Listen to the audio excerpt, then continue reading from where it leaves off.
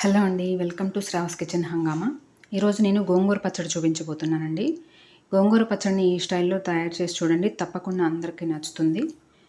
ముందుగా దీనికోసం ఒక ప్యాన్ పెట్టుకొని శుభ్రం చేసుకున్నటువంటి గోంగూరని 2 కట్టలు తీసుకున్నాను. దీన్ని ప్యాన్లో పెట్టుకొని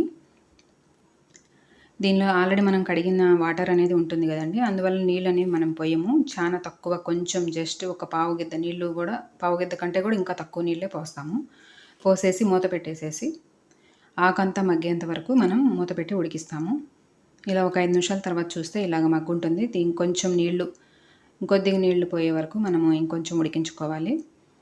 ఒకసారి కలుపుకొని మళ్ళీ మూత పెట్టుకొని మళ్ళీ ఒక 5 మినిట్స్ తర్వాత చూస్తే ఇలా ఉంది.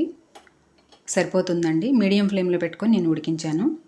ఇలా ఉంది, ఇలా సరిపోతుంది. ఇప్పుడు మనం స్టవ్ ఆఫ్ చేసేసుకొని దీన్ని చల్లార్చుకోవాలండి. పక్కన పెట్టుకొని చల్లార్చుకున్న తర్వాత ముందు ఒక మిక్సీ జార్ తీసుకొని నేను ఇక్కడ 15 నుంచి 20 పచ్చిమిర్చి అండి. గోంగూర పులుపు దనాన్ని బట్టి మనం కారం యాడ్ చేసుకోవాలి.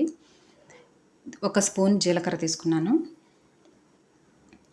అలాగే ఉప్పు 1.5 స్పూన్ వేసుకున్నాను.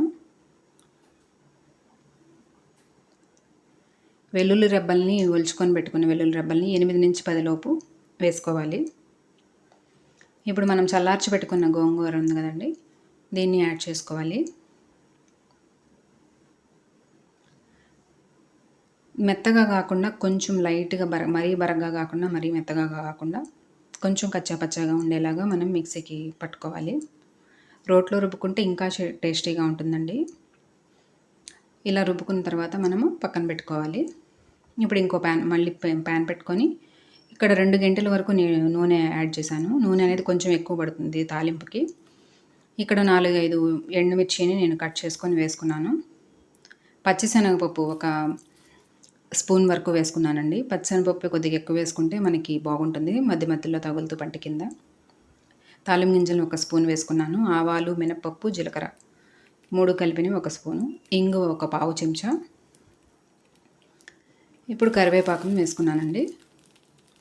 ఇప్పుడు తాలింపు ఇలా ఫ్రై అయిన తర్వాత మనం సన్నగా కట్ చేసుకుని పెట్టుకున్నటువంటి ఉల్లిపాయల్ని, ఇక్కడ నేను 2 ఉల్లిపాయలు తీసుకొని సన్నగా కట్ చేసుకొని పెట్టుకున్నాను. ఇవి యాడ్ చేసుకొని ఉల్లిపాయలు దూరగా వేగేంత వరకు మనము మీడియం ఫ్లేమ్లో పెట్టుకొని వేగించుకోవాలి. ఇక్కడ కొంచెం నేను సాల్ట్ యాడ్ చేసుకున్నానండి. ఆల్రెడీ మనం గోంగూరలో యాడ్ చేసుకున్నాము. ఇంకా ఉల్లిపాయలకు వేగడం కోసం కొద్దిగా యాడ్ చేశాను. సాల్ట్ అనేది మనం చూసుకొని యాడ్ చేసుకుంటూ ఉండాలి. గోంగూర పులుపుని బట్టి మనకి ఉప్పు కారం అనేది అడ్జస్ట్ చేసుకుంటూ ఉండాలండి. ఇప్పుడు ఇక్కడ మనం ఉల్లిపాయ బాగా మగ్గిన తర్వాత మనం మిక్సీ పట్టుకున్నటువంటి గోంగూరని ఇందులో వేసి ఒక 2 మినిట్స్ వరకు మనం దీన్ని కలిపి ఫ్రై చేయాల్సి ఉంటుంది. ఎక్కువసేపు అక్కర్లేదండి, జస్ట్ 2 మినిట్స్ చేస్తే సరిపోతుంది. ఇప్పుడు నేను ఇక్కడ కొంచెం కొత్తిమీర చల్లుకుంటున్నాను. కొత్తిమీర ఫ్లేవర్ ఇష్టం లేని వాళ్ళు స్కిప్ చేసేసుకోవచ్చు. కొత్తిమీరను కూడా బాగా మిక్స్ చేసుకుంటున్నాను.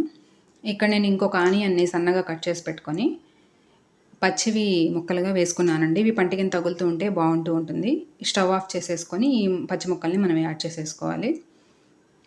తప్పకుండా ట్రై చేయండి, చాలా టేస్టీగా ఉంటుంది. నా వీడియోస్ కనుక నచ్చుతున్నట్లయితే ప్లీజ్ సబ్స్క్రైబ్ అండి. Please support me. Thank you for watching.